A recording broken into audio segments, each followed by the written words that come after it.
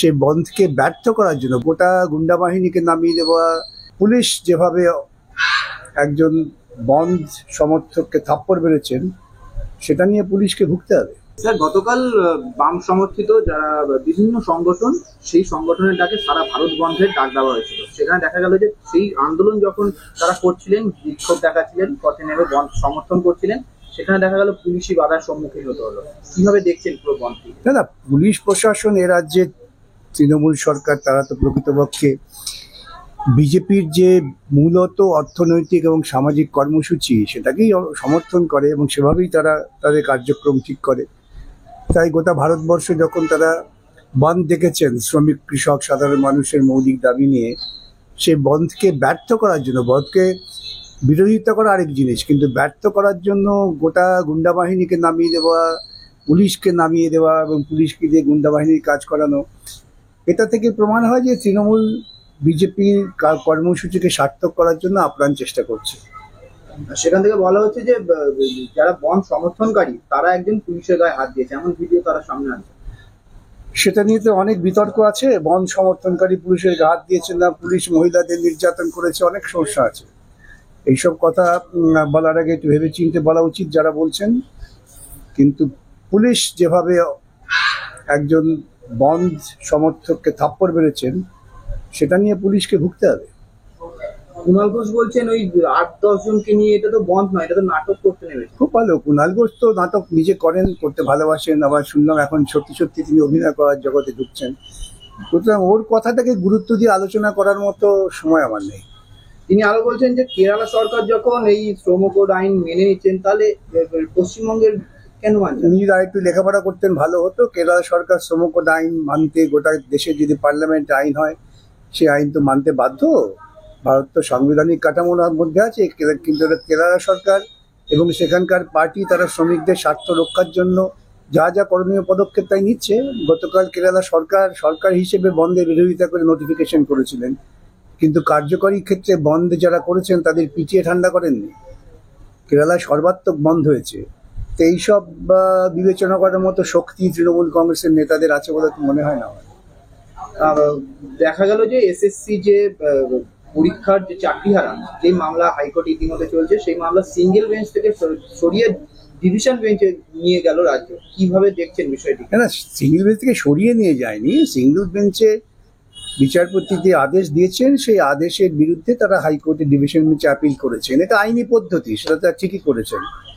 কিন্তু যেটা বিষয় যে তারা সরাসরিভাবে যারা দুর্নীতিগ্রস্ত, অর্থাৎ যারা সরকারের সঙ্গে সহযোগিতা করে দুর্নীতি করেছেন, তাদের বাঁচাবার চেষ্টা করছেন, এবং এটা তো খুব স্বাভাবিক। তাহলে কি তারা দাগিদের আবারও চাকরিতে বসে আবারও চাকরি, এটা সেই চেষ্টা তারা করবেন। তারা সবসময় চেষ্টা করবেন যারা ওদের সঙ্গে তাল মিলিয়ে দুর্নীতি করে তাদের কিভাবে রক্ষা করা যায়। কিন্তু তার আইনজীবী কল্যাণ বন্দ্যোপাধ্যায় তো এমনটাও বলছেন যে সুপ্রিম কোর্ট তো বলে দেয়নি যে সে উনি কি বলেছেন আমি কি বলেছি এটা তো বিচার্য নয়। বিচার্য হচ্ছে বিচারপতিরা যখন রায় দেবেন তখন বোঝা যাবে কোনটা ঠিক।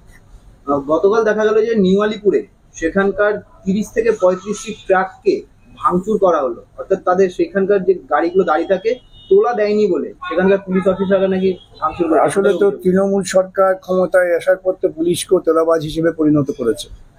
তৃণমূলও তোলাবাজির জন্য বিখ্যাত হয়েছে, তারা পুলিশকেও ব্যবহার করছে তোলাবাজির জন্য।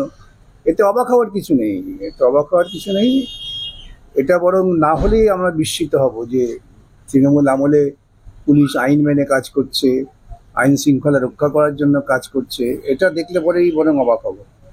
কাঞ্চন মল্লিক, অর্থাৎ উত্তরপাড়ার তৃণমূল বিধায়ক কাঞ্চন মল্লিককে দাদাগিরির প্রসঙ্গ উঠে আসে কাঞ্চন মল্লিকের বিরুদ্ধে। শোনা যাচ্ছে যে স্কুল অফ ট্রপিক্যাল মেডিসিন বিভাগে তিনি একটা আত্মীয়কে নিয়ে গেছিলেন, সেখানে তাড়াতাড়ি করে ডাক্তারকে চিকিৎসা করতে বলেন তিনি।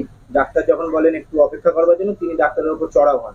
এই জন্য ঠিকই তো করেছেন। কাঞ্চন মল্লিক একেবারে ওর নেত্রীর নির্দেশিত পথে চলেছেন। ওর নেত্রী যেমন মুখ্যমন্ত্রী হয়ে বাঙুর ইনস্টিটিউট গিয়ে ডক্টর গড়াইকে বলেছিলেন এক্ষুনি আমার সঙ্গে কথা বলুন, গড়াই তার সঙ্গে কথা বলেননি বলে তার বিরুদ্ধে ব্যবস্থা নিয়েছিলেন, যদিও আদালত সমস্ত ব্যবস্থা খারিজ করে দিয়েছে। তো এখন কাঞ্চনবাবু যদি এটা করে থাকেন তুমি ঠিক কাজ করেছেন, কারণ দিদি তার নেত্রী, এখন দিদির দেখানো পথেই তো তাকে হাঁটতে হবে।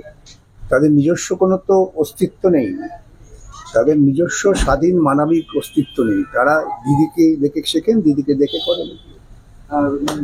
নবনির্বাচিত বিজেপির রাজ্য সভাপতি শ্রমিক ভট্টাচার্য তিনি যেদিন সংবর্ধনার দিন তিনি প্রকাশ্যে বলেন যে মুসলিমদের, আমরা যখন সরকারে আসবো মুসলিমদের হাতে বন্দুকের জায়গায় আমরা খাতা কলম বুঝে দেবো। দেখা যাচ্ছে তো ওরা তো গোটা দেশে ক্ষমতা আছেন, তারা মুসলিমদের সঙ্গে দলিতদের সঙ্গে তাদের সরকার কিরকম ব্যবহার করছেন এ তো সবাই রোজ দেখতে পাচ্ছে। সুতরাং এইসব কথা বলে লাভ কি? আজকে বিজেপি শাসিত রাজ্য ত্রিপুরায় কি হচ্ছে, বিজেপি শাসিত রাজ্য আসামে কি হচ্ছে, আমি নয় গুজরাট, উত্তরপ্রদেশ, উত্তরাখণ্ড বাদই দিলাম, আমাদের পাশের লাগোয়া অঞ্চলে কি হচ্ছে বিজেপি শাসিত রাজ্য ওড়িশায়।